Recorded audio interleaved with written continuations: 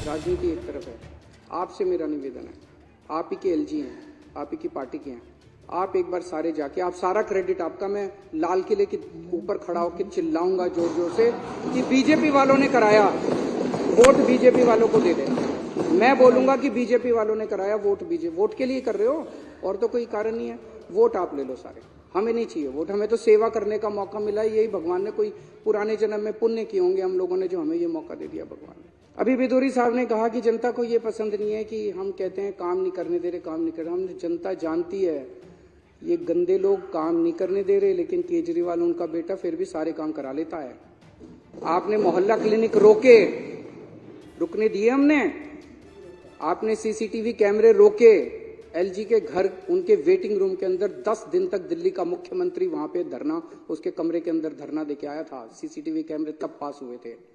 आपने पिछले साल दवाइयां रोकी, हमने फिर चालू कराई।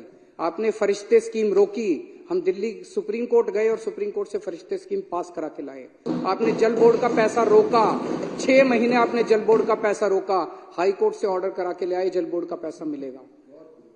आप काम रोकते रहो, हम काम कराते रहो। जहां डीटीसी पेंशन आपने रोकी, हमने डीटीसी पेंशन भी दिलवा दी सबको। किसी को मारने वाले से उसकी जान बचाने वाला ज्यादा बड़ा होता है। तो मैं आज इस हाउस के माध्यम से 2 चीजें, एक तो एलजी साहब से निवेदन करना चाहता हूं हाथ जोड़ के पूरी विनती के साथ, और दूसरा मैं बीजेपी को जिम्मेदारी देना चाहता हूं, अगर सारा हाउस इसके लिए मंजूर है, कि बीजेपी इसकी जिम्मेदारी ले कि वो एलजी साहब से कह के इस स्कीम को पास करा के लाए। क्योंकि आप भी कह रहे हो कि ये स्कीम अच्छी है, पूरे हाउस का इस पे सहमति है कि ये स्कीम अच्छी है, होनी चाहिए, 10.5 लाख परिवारों को इसका फायदा मिलेगा, तो आप इसकी जिम्मेदारी लेके इसको करा के ले। ये सारी चीजें लेके मैं एलजी साहब के पास गया। मैंने एलजी साहब को बताया, मैंने कहा एलजी साहब ये धमकी दी जा रही है अफसरों को, उनको कहा जा रहा है कि अगर तुमने खबरदार अगर ये स्कीम पास कर दी तो तुमको बख्शेंगे नहीं। तो एलजी साहब ने कहा कि उनको इसके बारे में जानकारी नहीं है और उनका इससे कोई लेना देना नहीं है, उनको इसके बारे में पता नहीं है। तो आज मैं इस सदन के माध्यम से एलजी साहब से हाथ जोड़ के विनती करना चाहता हूं कि एलजी साहब, एक बार अगर आप फोन भी कर देंगे उठा के इन अफसरों को कि भाई ये स्कीम पास करनी है, शाम तक स्कीम पास हो जाएगी, इतना ही है बस, 3 घंटे में स्कीम पास हो जाएगी, 3 घंटे का है। मेरी एलजी साहब से निवेदन है, हाथ जोड़ के सारे सदन की तरफ से, इस पूरे सदन की तरफ से मेरा निवेदन है, एलजी साहब इस स्कीम को आप अफसरों को फोन कर दो और वो कर दें, और अगर आपके फोन के बावजूद नहीं करें तो एलजी साहब के पास पावर है इनको सस्पेंड करने की, हमारे पास तो नहीं है।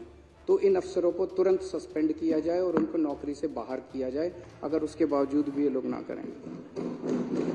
यहाँ जितने आप लोग बैठे हैं, मेरी आप सब लोगों से निवेदन है, जितने एमएलए बैठे हैं, इन 10.5 लाख परिवारों के घर घर जाना, एक एक के घर जाना आप लोग, और घर घर जाके जनता से कहना कि आपका बिल गलत आया है जी, वो कहेगा हाँ जी आया, बोले जी ये बीजेपी वाले करा रहे हैं, पर चिंता मत करो, आपका बेटा लगा हुआ है, आपका बेटा आपका बिल ठीक करा के छोड़ेगा, जब तक ठीक नहीं हो जाता बिल भरने की जरूरत नहीं है, हम हैं आपके साथ, कोई बिल भरने की जरूरत नहीं है, कोई चक्कर काटने की जरूरत नहीं है, जल बोर्ड के चक्कर काटना बंद कर दो, केजरीवाल है, आपका बेटा है आपके साथ, घर घर जाना और घर घर जाके इसको करा के आना।